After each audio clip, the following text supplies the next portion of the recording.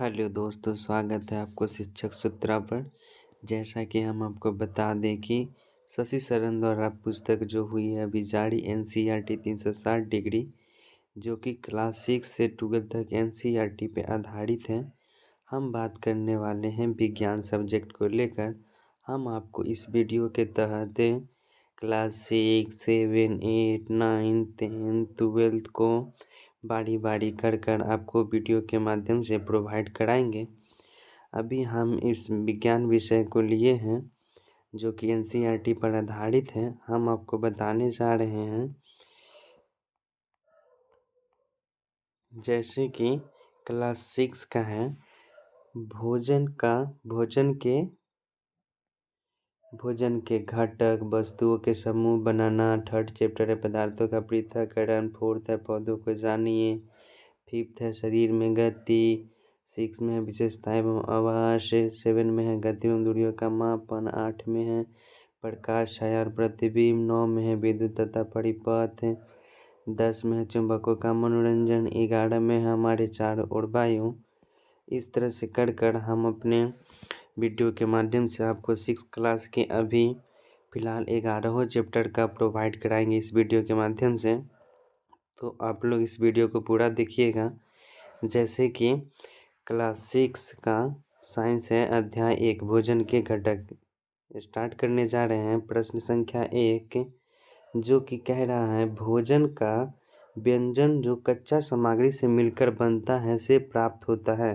तो इसका आंसर होगा पादपों से और जंतुओं से। अब इसमें कह रहा है आपको उपरोक्त में से कौन सा कथन सही है। तो इसका आंसर सी होगा, जो कि फर्स्ट और दोनों सही है।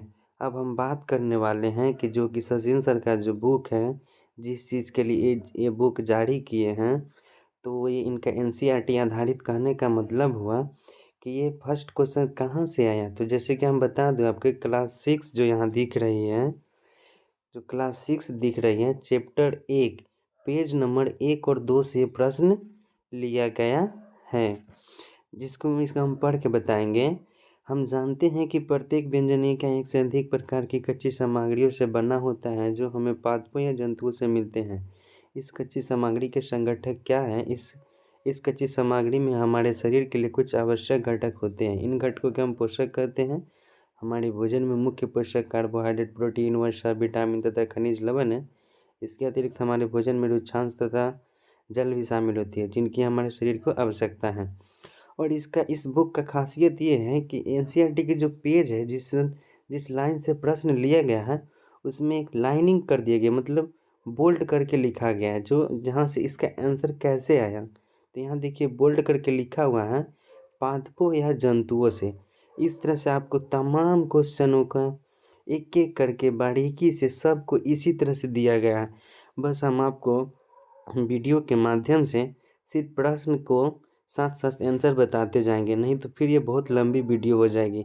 और आपको जब देखने का मन करे कि NCERT बुक से किस मतलब पेज नंबर कौन से चैप्टर से ली गई है, तो आप वीडियो को रोक कर देख सकते हैं और अच्छे से पढ़ भी सकते हैं।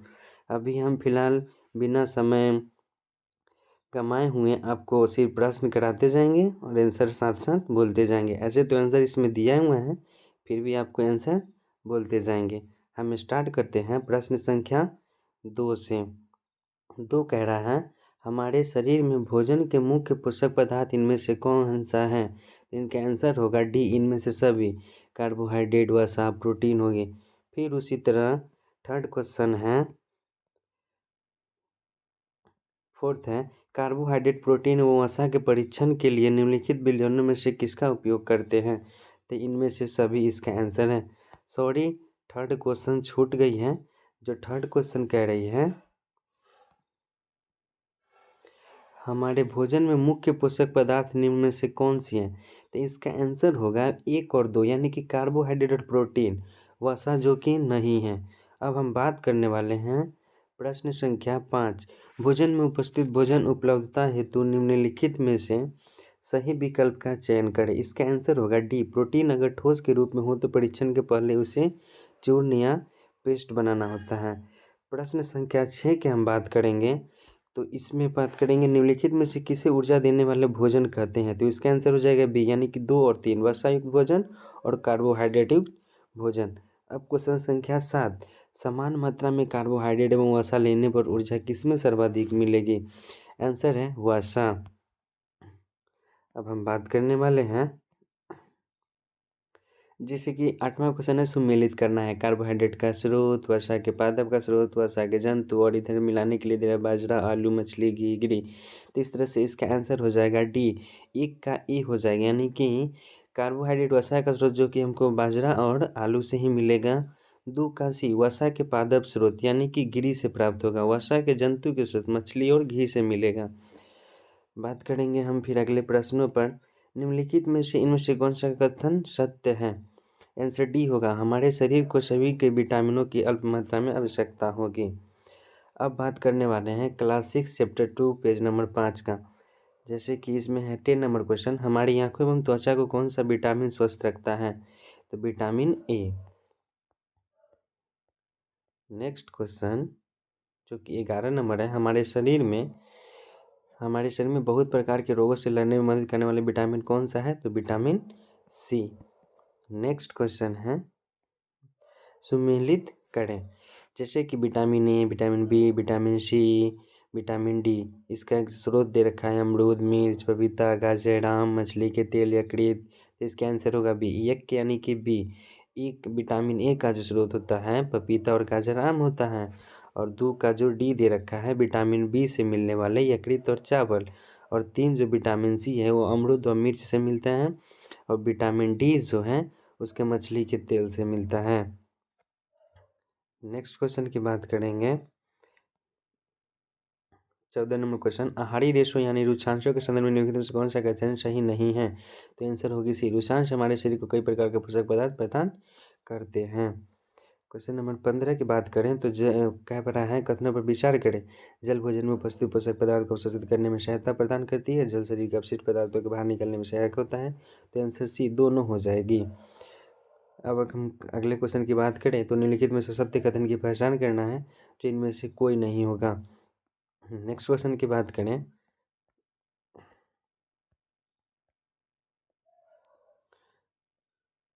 भोजन को पकाने से कौन सा विटामिन आसानी से नष्ट हो जाता है। तो आंसर सी, विटामिन सी। हमारे भोजन में वसा की मात्रा अधिक होने पर शीत पर क्या प्रभाव पड़ता है। तो शरीर मोटापा का शिकार हो जाता है। नेक्स्ट क्वेश्चन, निम्नलिखित में से प्रोटीन की कमी से कौन सा रोग हो जाता है। तो वृद्धि का अवरुद्ध होना, चेहरा पर सूजन होना, ए और त्वचा की बीमारी में पेचिश संबंधित बीमारी होना। तो इसमें से कौन सा कथन सही होगा। तो 2 और 3, चेहरा पर सूजन और त्वचा की बीमारी में पेचिश से संबंधित बीमारी। नेक्स्ट क्वेश्चन की हम बात करेंगे तो 20 नंबर क्वेश्चन है, निम्न में से अरक्तता किसकी कमी से होती है। तो लोहा की कमी से होती है। ग्वाइटर रोग किसकी कमी से होती है। आयोडीन की कमी से होती है। अस्थियाबंधन क्षय किसकी कमी से होती है। तो कैल्शियम की कमी से होती है। नेक्स्ट क्वेश्चन 23 नंबर है, विटामिन ए। फिर उसी तरह से मैचिंग वाला प्रश्न है, vitamin A, vitamin B1, vitamin C, vitamin D. और दे रखा है इधर कमी से होने वाले रोग में दृष्टि, दिशंता, स्कर्वी, बेरी रिकेट्स। इसका आंसर हो जाएगा बी, 1 का हो जाएगा ए, 2 का हो जाएगा सी, 3 का हो जाएगा बी, 4 का हो जाएगा डी। 24 नंबर क्वेश्चन कह रहा है, दुर्बल पेशियां एवं काम करने की ऊर्जा में कमी किस विटामिन की कमी से होती है। तो विटामिन B1 की कमी से। अब हम बात करने वाले हैं NCERT क्लास 6 जो कि अध्याय 2 से है, वस्तुओं के समूह बनाना।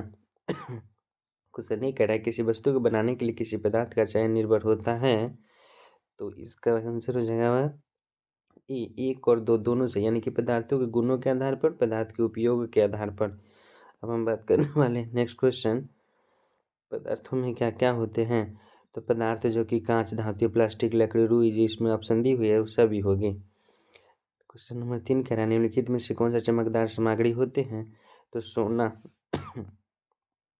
धातुमय का अर्थ होता है, इसका आंसर हो जाएगा 4 का सी, चमकीला। कठोर पदार्थ क्या कहा जाता है। कठोर पदार्थ को जिनको दबाना मुश्किल होता है, सेपरेट करना कठिन होता है। तो ये दोनों हो जाएगी। नेक्स्ट क्वेश्चन, निम्नलिखित में से कौन एक धातु नहीं है। तो लकड़ी। निम्नलिखित में से सत्य कथन की पहचान करना है।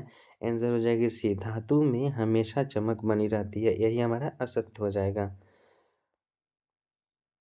क्वेश्चन नंबर नेक्स्ट की बात करें तो नेक्स्ट है, अभिलय शब्द का क्या अर्थ होता है? तो अघुलनशील। अभिलय पदार्थ के बारे में सही कथन चुने, तो आंसर हो जाएगी सी, जल के साथ मिश्रित नहीं होते हैं। 10 नंबर, निम्नलिखित में से कौन से विलेय पदार्थ का उदाहरण है? तो उपरोक्त में से सभी, जिसमें से नमक, चीनी, वॉशिंग पाउडर सभी हो जाएगी।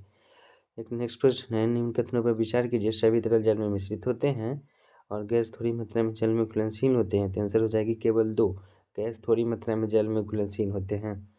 नेक्स्ट क्वेश्चन की बात करें तो निम्नलिखित में से सही विकल्प की रोशनी, तेल जल में विलय होते हैं, शहद जल में विलय होते हैं, तो केवल 2 सही होगा, शहद जो कि जल में विलय होते हैं।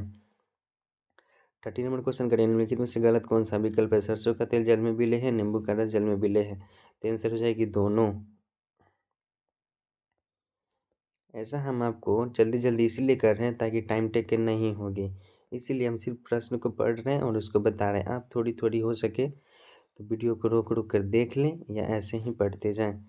निम्नलिखित में से सत्य कथन कौन होगा?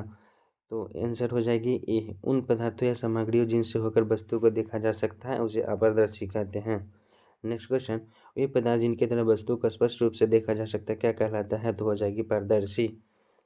परिभाषी पदार्थ कौन सा नहीं है? ए हो जाएगी मोटी लकड़ी। मक्खन का पेपर क्या है? तो मक्खन का पेपर एक परिभाषी है। अब हम बात करने वाले हैं एनसीईआरटी क्लास 6 की अध्याय 3 की पदार्थों का पृथक्करण, जो कि प्रश्न संख्या 1 है। निम्नलिखित में से कौन सा कथन सत्य है? तो इसका आंसर हो जाएगा डी, गेहूं के दानों और गेहूं के आटे के मिश्रण को हस्तजन विधि द्वारा अलग किया जा सकता है। तेल और पानी के मिश्रण को पृथक्करण विधियों से अलग किया जाता है। फटकने की प्रक्रिया में भूसी के कणों को हवा द्वारा अधिक दूरी तक ले जा सकता है, इसीलिए दोनों हो जाएगी। अगला क्वेश्चन है, हस्तचयन विधि कब सुविधाजनक होती है? तो आंसर हो जाएगी जब अशुद्धियाँ कम हो तब। नेक्स्ट क्वेश्चन की हम बात करें, नेक्स्ट क्वेश्चन कह रही है, गेहूं तथा चावलों में मिट्टी या पत्थरों के बड़े कणों को अलग करने के लिए किस विधि का प्रयोग किया जाता है? तो हस्तचयन विधि का। सूखे पौधों की डंडियों से अनाज को अलग करने के लिए कौन सी अपनी विधि अपनाई जाती है? तो थ्रेशिंग विधि अपनाई जाती है। वही सूखी रेत एवं लकड़ी के बुरादे के मिश्रण को अलग करने की विधि क्या कहलाती है? निष्पापन कहलाती है। निम्नलिखित कथनों पर विचार कीजिए, साधारण किसान निष्पासन विधि का प्रयोग हल्के भूसे से भारी अन्नों कणों को अलग करने के लिए करता है। इस विधि से निकली अशुद्ध पदार्थ को भी प्रयोग किसानों ने प्रयोजनों प्रयोगों के लिए कर सकता है। उपयुक्त में से गलत कौन सा है? तो टी हो जाएगी, इनमें से कोई नहीं। नेक्स्ट क्वेश्चन की बात करें, किस विधि का प्रयोग वायु के झोंकों द्वारा मिश्रण के भारी तथा हल्के अवयवों को पृथक करने के लिए किया जाता है? तो आंसर हो जाएगी सी, निष्पासन। नेक्स्ट क्वेश्चन 8 है, पृथक्करण की विधि में शामिल है? आंसर हो जाएगी डी, हस्तचयन विधि, निष्पासन और थ्रेशिंग तीनों विधि हो जाएगी। नेक्स्ट क्वेश्चन की बात करें तो निम्नलिखित में से किस विधि का प्रयोग मुख्य रूप से ठोस पदार्थों के अवयवों जिनकी अमापों में अंतर हो को अलग करने के लिए किया जाता है? तो आंसर हो जाएगी बी, चालन विधि। निम्न से किसका प्रयोग निषेधक जो कि छीलने में काम आता है जो टेस्ट रूप में किया जाता है? डी हो जाएगी, फिल्टर पेपर। 12 हो जाएगी, निम्न में से कौन सा कथन सत्य नहीं है? मिश्रण में जल मिलाने पर भारी अवयवों के नीचे तली पर बैठ जाना निस्तारण कहलाता है। अवसादी मिश्रण के बिना हिलाए जल को शुद्धि सहित उड़ लेने की प्रक्रिया को निस्तारण कहते हैं। तेल तथा जल के मिश्रण को साधारण तथा मिश्रण विधि द्वारा अलग किया जा सकता है, इनमें से सभी। तो आंसर हो जाएगी ए, जो सत्य नहीं है, मिश्रण में जल मिलाने पर भारी अवयवों के नीचे तली में बैठ जाना। नेक्स्ट क्वेश्चन की बात करें, तैयार चाय से चाय की पत्तियां पृथक करने की कौन सी विधि ज़्यादा अच्छी होती है? तो आंसर हो जाएगी बी, निस्यंदन विधि। निम्नलिखित में से सही कथन कौन सा नहीं है? तो आंसर हो जाएगा ए, जो तेल तथा जल के मिश्रण को केवल निस्यंदन विधि से अलग किया जा सकता है, यही हमारा असत्य है। एक पंकित जल को पीने योग्य बनाने के लिए कौन सी प्रक्रिया का प्रयोग किया जा सकता है? अपसादन प्रक्रिया, निस्तारण प्रक्रिया, निस्यंदन प्रक्रिया। तो इसका आंसर हो जाएगी हमारा सी, तीनों कथन सही है। निषेधन विधि का प्रयोग निम्न में से किस विकल्प में नहीं हो सकता है? तो आंसर हो जाएगी डी, मिश्रण से जल एवं नमक को पृथक करना। नेक्स्ट क्वेश्चन, मिश्रण से जल एवं नमक को पृथक करने में कौन सी विधि का प्रयोग किया जाता है? तो ए हो जाएगी वाष्पन विधि। नेक्स्ट क्वेश्चन, समुद्री जल में नमक प्राप्त करने में कौन सा विधि का प्रयोग किया जाता है? तो वाष्पन विधि का। नेक्स्ट क्वेश्चन की बात करें तो नमक, रेत एवं जल के मिश्रण को अलग करने की प्रयुक्त विधि है? तो हो जाएगी डी, इनमें से सभी। संघनन, वाष्प निषेधन, निस्तारण, निषेधन, ये सब नमक, रेत और जल के मिश्रण को अलग करने की प्रयुक्त विधि होती है। निम्नलिखित में से सही कथन कौन नहीं है? आंसर हो जाएगी बी, ताप कम को करने पर किसी पदार्थ को जल में विलेयता बढ़ जाती है। नेक्स्ट क्वेश्चन की बात करें तो नेक्स्ट क्वेश्चन हमारा हो जाएगा, यदि किसी विशेष तापमान पर किसी पदार्थ को संतृप्त घोल को उच्च तापमान पर गर्म किया जाता है तो पदार्थ की घुलनशीलता पर क्या होगी? तो बढ़ेगी। ये एनसीईआरटी की लाइन है जो आप पढ़ सकते हैं। नेक्स्ट क्वेश्चन है, जल वाष्प से उसकी जल अवस्था में परिवर्तित होने की प्रक्रिया कहलाती है? तो सी, संघनन कहलाती है। नेक्स्ट चैप्टर जो कि 4th है एनसीईआरटी क्लास 6 की, पौधों को जानिए। शाक पौधों की पहचान करने के लिए निम्नलिखित जानकारियाँ प्राप्त होनी चाहिए।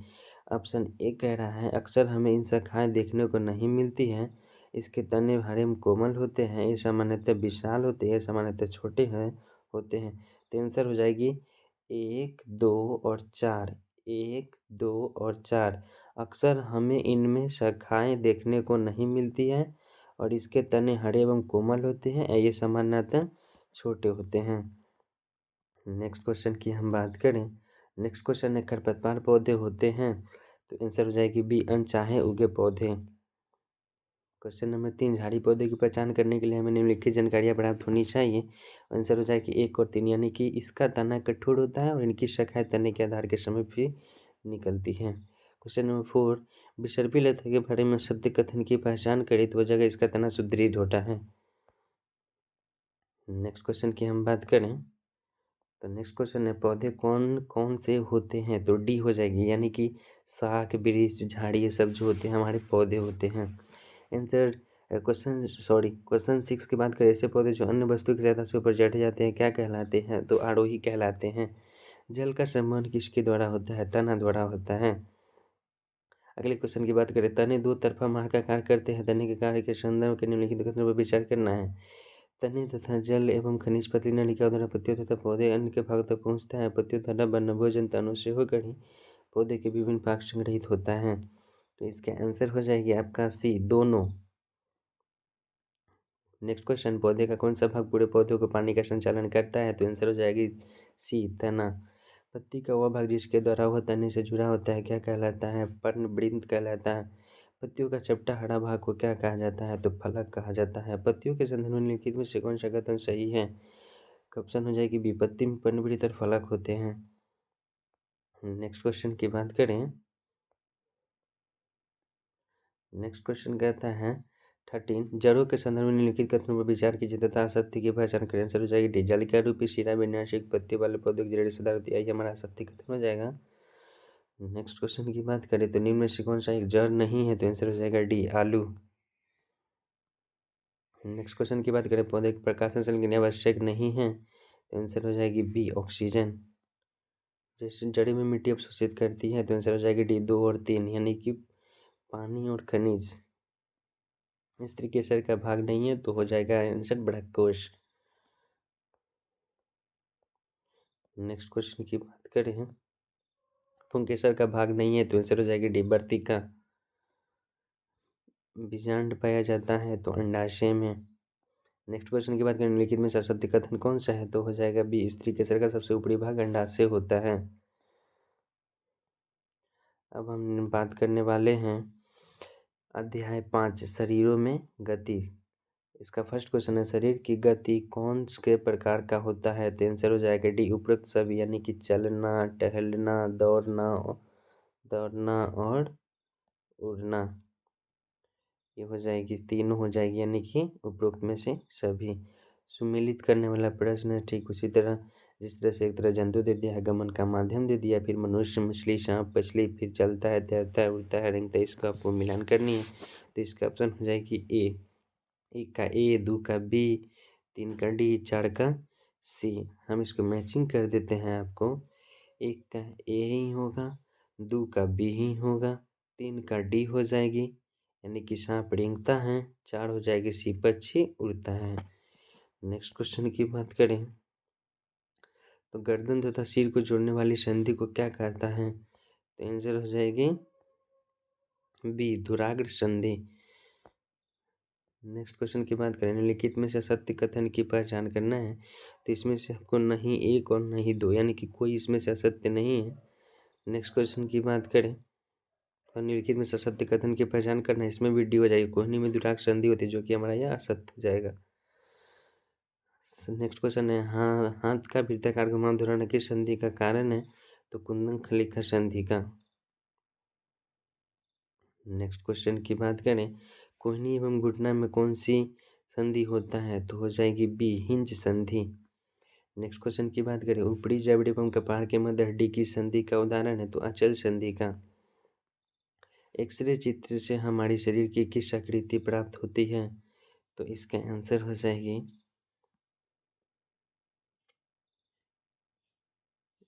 बी।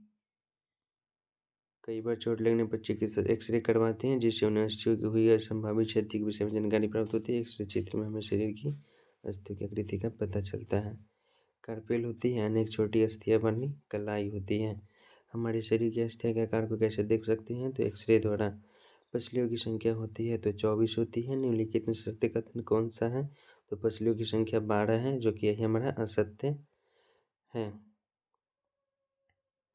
नेक्स्ट क्वेश्चन की बात करें, तो कह रहे हैं निम्नलिखित कथनों पर विचार कीजिए। मेरुदंड एक लंबी सीधी में कठोर अस्थि होती है। मेरुदंड की संरचना 33 छोटी अस्थि, जिसे कशेरुक कहते हैं, से बना होता है। ऑप्शन हो जाएगी ए, जो हमारा सही नहीं है, जो कि मेरुदंड की सबसे लंबी सीधी एवं कठोर अस्थि है, यही हमारा सत्य हो जाएगी।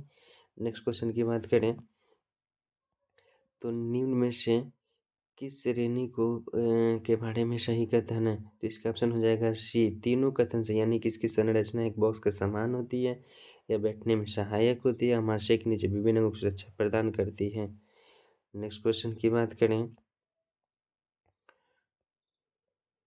फेफड़े की सुरक्षा कौन करता है। तो पसली पिंजर। नेक्स्ट क्वेश्चन, इनमें से कौन सा शरीर का भाग क्रिया करने में सहायता करता है। तो पेशी एवं अस्थि। अस्थियों को गति करने योग्य बनाता है। तो हो जाएगी केवल कथन 2 और 3, यानी कि पेशी और संधि। नेक्स्ट क्वेश्चन की बात करें, तो मानव शरीर की पेशियों के संदर्भ में निम्नलिखित कथनों पर विचार कीजिए। संकुचन की अवस्था में पेशी छोटी अति कठोर और मोटी हो जाती है, अस्थि को खींचती है। दो पेशियों के साथ से घुटने में फैलने की अस्थि गति करती है। उपरोक्त में से सही कथन का चयन करें। तो दोनों कथन सही है, जो कि संकुचन की अवस्था में पेशी छोटी कठोर और मोटी हो जाती है, यह अस्थि को खींचती है। दो पेशियों के एक साथ सिकुड़ने में फैलने की अस्थि गति करती है, दोनों हमारा सही हो जाएगी। नेक्स्ट क्वेश्चन की बात करें, केचुए के शरीर में रचना व उपयोगिता के संदर्भ में निम्नलिखित में से कौन सा कथन सही नहीं है। तो ऑप्शन ए हो जाएगी, केचुए केचुए का मेरुदंड लंबा और शरीर की पेशियां छिन्न एवं असंख्य होती है, जो हमारा असत्य हो जाएगा। नेक्स्ट क्वेश्चन, निम्नलिखित कथनों पर विचार करना है। घोंघा एक कवच इसका बाह्य कंकाल कहलाता है, परंतु यह अस्थियों का नहीं बना होता है। घोंघे के पेशियों पर चलने में इसकी सहायता करता है। तो इसका ऑप्शन हो जाएगा, और थर्ड भी है, यह कवच घोंघे के वजन को संतुलित करता है तथा इसे भी चलने में सहायता प्रदान करता है। तो ऑप्शन 1 और 2 दोनों सही हो जाएंगे। नेक्स्ट क्वेश्चन की बात कर रहे हैं, तो निम्न में से कौन है जो हड्डियां जितना कठोर नहीं होते हैं, जिन्हें आसानी से मोड़ा जा सकता है। ऑप्शन हो जाएगी डी, उपास्थि। नेक्स्ट क्वेश्चन की बात करें, निम्नलिखित कथनों पर विचार करना है। तिलचट्टा के बच्चे से 2 जोड़े पंखे भी जुड़े होते हैं। उड़ने के वक्त इसे बच के पेशियां से गति मिलती है। इसका शरीर बाह्य कंकाल द्वारा ढका रहता है। इसे इस सॉरी इनमें 3 जोड़ी पैरें होती है। ऑप्शन हो जाएगी सी, उपरोक्त में से सभी, यानी कि तिलचट्टा के बच से 2 जोड़े पंखे भी जुड़े होते हैं। उड़ने के वक्त इसे बच के पेशियां से गति मिलती है। इसका शरीर बाह्य कंकाल द्वारा ढका रहता है। नेक्स्ट क्वेश्चन, निम्नलिखित कथनों पर विचार करना। बच्चे की अस्थियां हल्की एवं कमजोर होती है। केवल कथन 2 और 3, यानी कि पक्षपात चलने में बैठने के लिए अनुकूलित होती है। इसकी अस्थि में प्रकृष्ट होती है, ये हमारे सही है।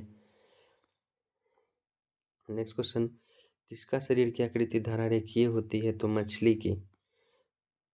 मछली के शरीर पर जो पंख होते हैं उसका कार्य होता है तैरते वक्त जल में संतुलन बनाए रखना, दिशा निर्देशन में सहायक। तो आंसर हो जाएगी सी, एक। तो दोनों सही हैं।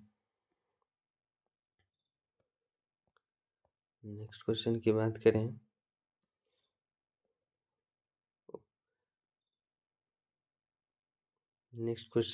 करें, उससे पहले स्टार्ट हो रही है अध्याय 6 जो कि एनसीईआरटी बुक के क्लास 6 की चैप्टर नंबर 6 जो विशेषताएं एवं आवास है।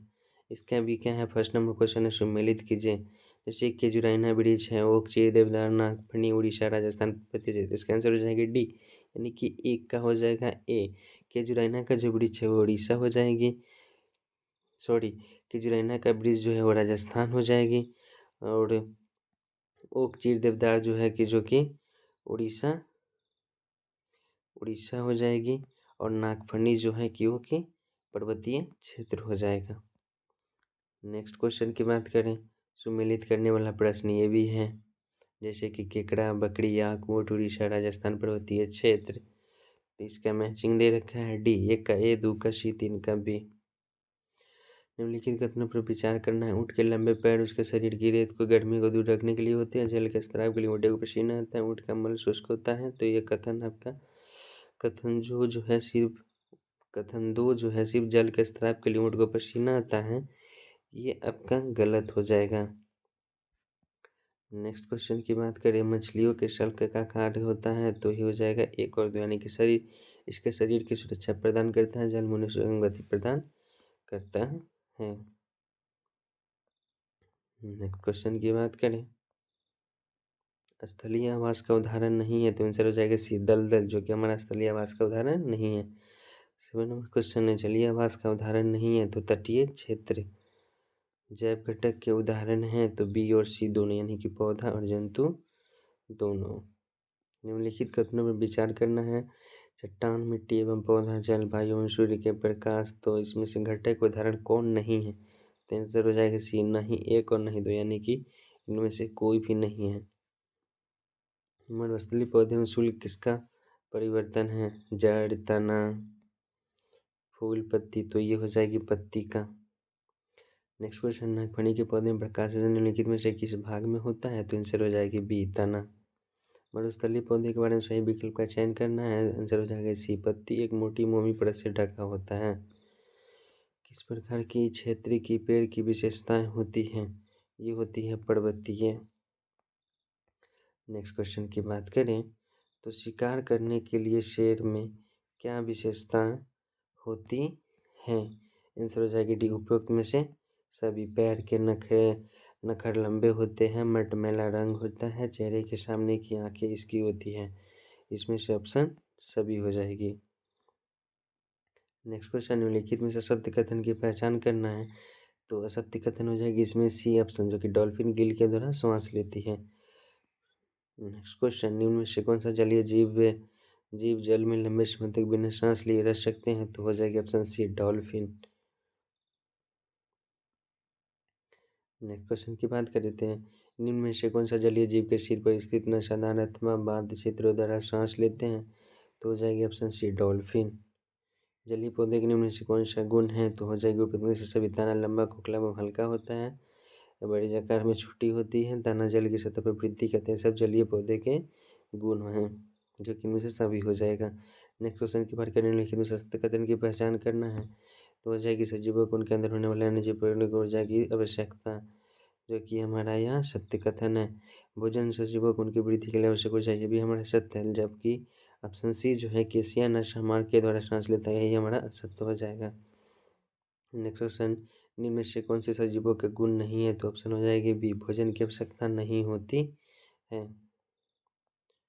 नेक्स्ट क्वेश्चन की हम बात करें, तो पौधे अपना भोजन निम्न द्वारा स्वयं बनाते हैं, तो प्रकाश संश्लेषण के द्वारा। निम्नलिखित में से किस पौधे की पत्तियां छूने पर अचानक सिकुड़ जाती है, तो छुई मुई की पौधे। नेक्स्ट क्वेश्चन है, पौधे के प्रजनन के बारे में सही कथन कौन नहीं है। पौधे से बहुत बीजों प्रजनन करते हैं, कुछ पौधे बीजों के अतिरिक्त अपने कायिक भागों पर भी नए पौधे उत्पन्न करते हैं, दोनों कथन ही सही है। नेक्स्ट क्वेश्चन की बात करें, नेक्स्ट क्वेश्चन से पहले हम बता दें कि अब हम लोग जा रहे हैं क्लास एनसीईआरटी 6 की, जो कि अध्याय 7 करने जा रहे हैं अब, गति एवं दूरियों का मापन, जिसमें फर्स्ट क्वेश्चन है, कौन सा आविष्कार यातायात प्रणाली में सबसे पहला एवं अहम आविष्कार माना जाता है, तो ऑप्शन हो जाएगा डी, पहिए। नेक्स्ट क्वेश्चन की बात करें तो दूरी मापने का सही मापक कौन सा नहीं है, तो फैली बाहें जो दे रखे हैं वही हमारा दूरी मापने का सही मापक नहीं है। नेक्स्ट क्वेश्चन की बात करें मापन की मानक प्रणाली को क्या कहते हैं, तो डी हो जाएगी ऑप्शन मीटर पद्धति। सुमेलित करने वाला फिर प्रश्न आ गया, वैसी तरह मीटर, किलोमीटर, सेंटीमीटर, 5 किलोमीटर, तो इसका ऑप्शन उसी तरह फिर आपको हो जाएगी ए, जो कि 1 मीटर बराबर 100 सेंटीमीटर होती है, 1 सेंटीमीटर 10 होती है, किलोमीटर 1000 मीटर होती है। उस तरह से सब बड़ा उसको एडजस्ट कर लेंगे। जम्मू कश्मीर से कन्याकुमारी के बीच की दूरी को किसमें मापा जाना सुविधाजनक होती है, तो किलोमीटर में, ऑप्शन अकॉर्डिंग। प्राचीन मिस्र के लोग लंबाई के मापन के लिए प्रयोग होते हैं, तो कोहनी से उंगली छोर तक मापने के लिए मीटर प्रणाली का रचना किस देश की देन है, तो ये हमारा फ्रांसीसी का हो जाएगा। नेक्स्ट क्वेश्चन की बात करें निम्नलिखित में से सरल रेखीय गति कौन नहीं है, तो ऑप्शन ए कह रहा है सीधी सड़क पर किसी वाहन की गति, फिर कह रहा है किसी परेड में सिपाहियों के मार्च पास्ट की गति, किसी गिरते पत्थर की गति, फुटबॉल खिलाड़ी की गति, तो हमारा आंसर हो जाएगा फुटबॉल खिलाड़ी की गति। नेक्स्ट क्वेश्चन की बात करें उनमें से वर्तुल गति कौन है, तो ऑप्शन हो जाएगी बी, बिजली की पंखे की गति एक वर्तुल गति का एग्जाम्पल होती है। नेक्स्ट क्वेश्चन की बात करें तो वर्तुल गति के उदाहरण है पंखे की पकड़िया, घड़ी की सुई, धागा से बंधा हुआ पत्थर की गति, ये तीनों हो जाएगी, लेकिन हमारा वर्तुल गति का उदाहरण है। नेक्स्ट क्वेश्चन की हम बात करें तो बिजली के पंखे की पंखुड़ियों पर अंकित की गई आवृत्ति गति का उदाहरण है, तो इसका ऑप्शन हो जाएगा डी, तीनों कथन, यानी कि ब्रिज की शाखाओं का इधर उधर लहराना, झूला झूलते हुए बच्चों की गति, सितार की डोर की गति, तीनों कथन ही हमारा आवृत्ति के बारे में सही होगा। लुढ़कती हुई गेंद में कौन सी गति होती है, तो ऑप्शन हो जाएगी सी, 3 एवं 4, यानी कि घूर्णन गति और सरल रेखीय गति। इसमें लुढ़कती हुई गेंद में कौन सी गति होती है, तो घूर्णन गति और सरल रेखीय गति। नेक्स्ट क्वेश्चन की हम बात करें, नेक्स्ट क्वेश्चन से पहले हम बताने जा रहे हैं कि एनसीईआरटी अब हम लोग 6 क्लास के अध्याय 8 के करने जा रहे हैं, जो कि हमारा प्रकाश, छाया और प्रतिबिंब से जुड़ा हुआ क्वेश्चन है। जिस तरह से क्वेश्चन कह रहा है निम्नलिखित में से दीप्त पिंड कौन सा नहीं है, तो ऑप्शन हो जाएगा डी, पेंसिल, जो कि हमारा दीप पिंड का उदाहरण नहीं है। नेक्स्ट क्वेश्चन की बात करें, यदि आप किसी वस्तु के आर पार देख सकते हो तो वस्तु प्रकाश को अपने अंदर से होकर जाने देती है, वस्तु क्या कहलाती है, तो पारदर्शी कहलाती है। नेक्स्ट क्वेश्चन की बात करें कुछ वस्तु से आर पार देख सकते हैं तो परंतु बहुत स्पष्ट नहीं होती ऐसी वस्तु को क्या कहते हैं, तो पारभासी कहते हैं। नेक्स्ट क्वेश्चन की बात करें लिखित कथनों पर विचार कीजिए, तो इसमें कह रहा है प्रकाश के स्रोत, पारदर्शी, पारभासी वस्तु, तो इसमें से छाया बनने के लिए क्या आवश्यक है, तो आपको हो जाएगी 1 और 3, यानी कि प्रकाश के स्रोत और पारदर्शी वस्तु, यही दो रहेगी तो हमारा छाया बनेगी। नेक्स्ट क्वेश्चन की बात करें तो सूची क्षेत्र कैमरे से सड़क पर चलते लोगों को प्रतिबिंब कैसे दिखाई देते हैं, तो इसका ऑप्शन हो जाएगी, इसका ऑप्शन हो जाएगा ए, यानी कि उल्टा। सूर्य ग्रहण के समय सूर्य को सीधे देखने को क्या कहा जाता है, तो आँखों के सूर्य ग्रहण के समय सूर्य को सीधे देखने से क्या होता है, तो इससे होती है आँखों के लिए हमारे हानिकारक होती है। सूर्य ग्रहण के समय जो सूर्य की जो सीधी प्रकाश होती है उससे देखने से हमारी आँख के लिए हानिकारक होती है। नेक्स्ट क्वेश्चन की बात करें, दर्पण अपने ऊपर पड़ने वाले प्रकाश की किरण को डैश करती है, तो परावर्तित कर देती है। अब हम बात करने वाले हैं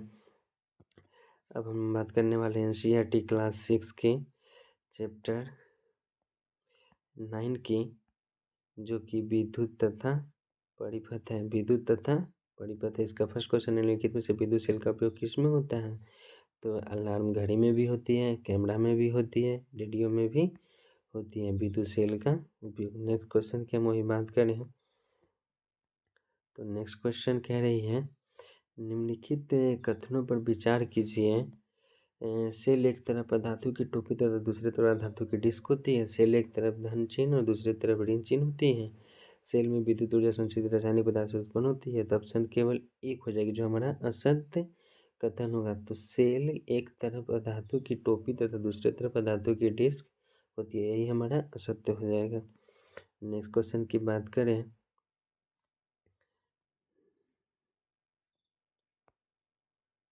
नेक्स्ट क्वेश्चन की बात करें, निम्नलिखित कथनों पर विचार कीजिए। एक ऑप्शन ए कह रहा है, एक धनात्मक टर्मिनल सिरा होता है और दूसरा ऋणात्मक होता है। विद्युत स्विच का उपयोग विद्युत धारा के प्रवाह को रोकने या प्रारंभ करने के लिए किया जाता है। तो ऑप्शन दोनों हो जाएगा सही। नेक्स्ट क्वेश्चन की बात करें, खोपड़ी एवं क्रॉस का चिन्ह क्या प्रदर्शित करता है। तो खोपड़ी एवं क्रॉस का चिन्ह हमारे लिए खतरा का संकेत करता है। नेक्स्ट क्वेश्चन की बात करें, विद्युत बल्बों की संरचना के बारे में कौन सा कथन सही नहीं है। तो सी हो जाएगा ऑप्शन, दोनों मोटा तार बल्ब की सतह पर धातु के ढांचे से जुड़ा हुआ होता है, यही हमारे लिए सत्य नहीं है। नेक्स्ट क्वेश्चन की बात करें, प्रकाश उत्सर्जन करने वाले पतले तार को बल्ब कहा जाता है। तो तंतु कहा जाता है। निम्नलिखित में से बड़े भी निम्नलिखित पर विचार कीजिए। कथन सी हो जाएगी, केवल कथन 3 एवं 4 यानी कि मानवबल शरीर और एल्युमिनियम की बत्ती, ये हमारे विद्युत का चालक का उदाहरण है। नेक्स्ट क्वेश्चन की हम बात करें, निम्नलिखित में से सही कथन की पहचान करना है। विद्युत अंदर से विद्युत प्रभाव होने देते हैं। नेक्स्ट ऑप्शन कह रहा है, विद्युत चालक पदार्थ अपने अंदर से विद्युत धारा प्रवाह होने देते हैं। तो ऑप्शन ए हो जाएगा, केवल कथन एक, विद्युत रोधी पदार्थ अपने अंदर से विद्युत धारा का प्रवाह होने देते हैं। विद्युत बल्ब का फ्यूज होने का कारण लिखित में से कौन एक हो सकता है। तो बल्ब के तंतु का खंडित होना, यह हमारे लिए विद्युत बल्ब का फ्यूज होने का कारण हो सकता है। विद्युत रोधी पदार्थ है तो इसमें से हो जाएगा प्लास्टिक, वायु रबर, जो कि हमारा ये तीनों का तीनों विद्युत रोधी पदार्थ है। प्लास्टिक, वायु, रबर, ये सब क्या है, हमारा विद्युत रोधी पदार्थ है। नेक्स्ट क्वेश्चन की बात करें, नेक्स्ट क्वेश्चन से पहले हम कहेंगे कि अब हम लोग NCERT क्लास 6 की चैप्टर नंबर 10 देखने जा रहे हैं, जो कि चुंबकों द्वारा मनोरंजन है। इसका फर्स्ट क्वेश्चन कह रहा है, चुंबकों का किसके द्वारा खोजा गया था। तो ये मैग्नस के द्वारा खोजा गया था। सेकेंड क्वेश्चन है, उस चट्टान का नाम बताइए जिसे चुंबक को खोजा गया था। तो मैग्नेटाइट हो जाएगी, सॉरी क्या हो जाएगी, मैग्नेटाइट, जो चट्टान का नाम है जो इसी से चुंबक को खोजा गया था। नेक्स्ट क्वेश्चन की बात करें, कथन पर विचार करना है। मैग्नेटाइट चट्टान में लोहा पाया जाता है। जिन पदार्थों में लोहा का आकर्षण करने की क्षमता होती है वह चुंबक कहलाती है। लोहे के टुकड़े से बने चुंबक कृत्रिम चुंबक कहते हैं। प्लास्टिक भी एक प्रकार का कृत्रिम चुंबक है। तो हमारा एक ऑप्शन और 2 और 3 सही हो जाएगी। जो 4 दे रखा है वही हमारे लिए असत्य हो जाएगा, तो केवल 4 हो जाएगा असत्य। नेक्स्ट क्वेश्चन की बात करें तो निम्नलिखित में से असत्य कथन की पहचान करने के लिए बोल रहा है। तो ऑप्शन सी हो जाएगा, निकेल एवं अचुंबकीय पदार्थ, यही हमारे लिए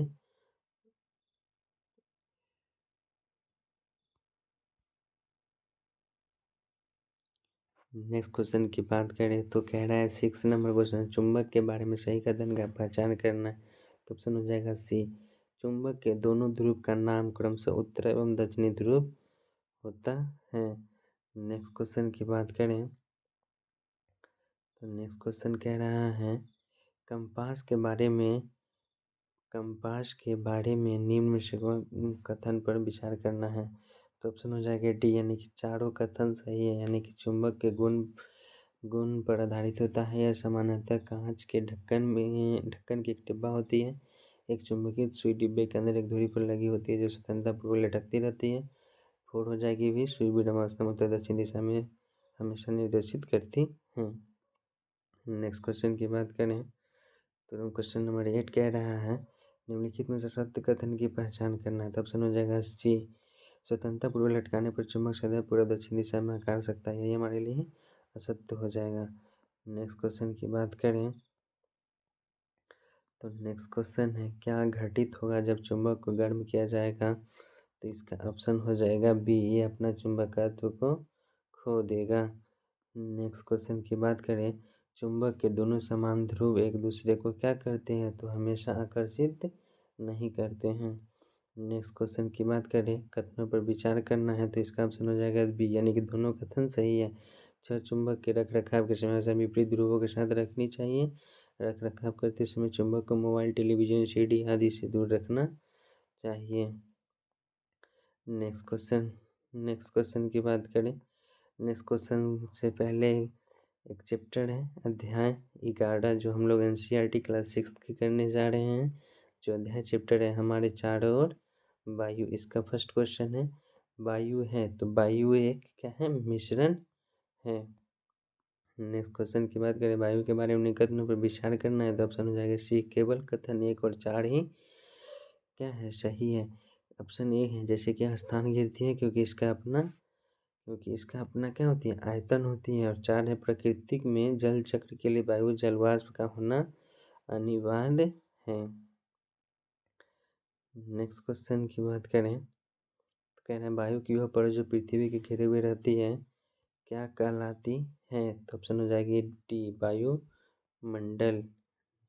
नेक्स्ट क्वेश्चन की बात करें तो हमारे वायुमंडल में सर्वाधिक मात्रा में कौन सी गैस उपस्थित होती है, सर्वाधिक मात्रा में तो हो जाएगी नाइट्रोजन।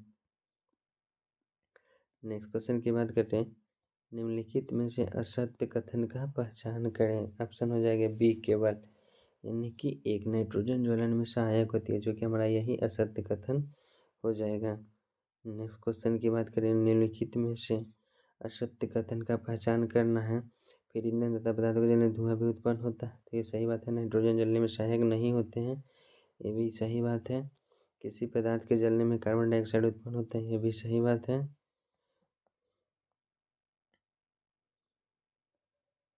यही धुआं में केवल कुछ गैसें ही रहते हैं, धुआं में केवल कुछ गैसें ही रहती है, यही हमारे लिए क्या हो जाएगा, असत्य हो जाएगा। 7 नंबर क्वेश्चन कह रही है इसमें से वायु का कौन सा संघटक जीवित प्राणियों के लिए हानिकारक होता है, तो नाइट्रोजन और कार्बन डाइऑक्साइड जो है जीवित प्राणियों के लिए हानिकारक होती हैं। नेक्स्ट क्वेश्चन की बात करें, निम्नलिखित कथनों पर विचार करना है। वायु में धूल कण समय एवं स्थान के साथ बदलते रहते हैं, वायु की संरचना में स्थानीय भिन्नता होती है, तो ऑप्शन हो जाएगी दोनों कथन जो सही है, यानी कि वायु में धूल कण समय स्थान के साथ बदलते रहते हैं, वायु की संरचना में स्थानीय भिन्नता होती है। अब हमारे एनसीईआरटी बुक की क्लास 6 की लास्ट चैप्टर की लास्ट पेज बची हुई है। 10 नंबर क्वेश्चन करिए, इनमें से कौन सी गैस मिलकर 99% भाग वायुमंडल को घेरता है, तो 99% भाग को घेरता है तो ऑक्सीजन हो जाएगी और हमारा नाइट्रोजन हो जाएगी। इस तरह से ऑप्शन कौन बन रहा है, 1 और 3, यानी कि ऑप्शन ए हो जाएगी।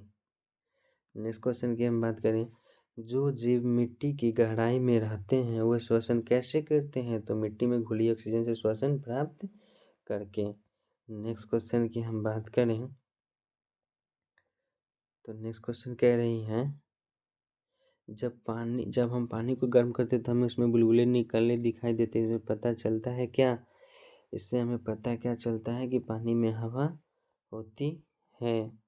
नेक्स्ट क्वेश्चन की बात करें तो ऑक्सीजन चक्र में इनमें से महत्वपूर्ण रोल अदा कौन करता है, तो ऑप्शन हो जाएगा डी, पौधा जो है सबसे महत्वपूर्ण रोल अदा करता है ऑक्सीजन चक्र में।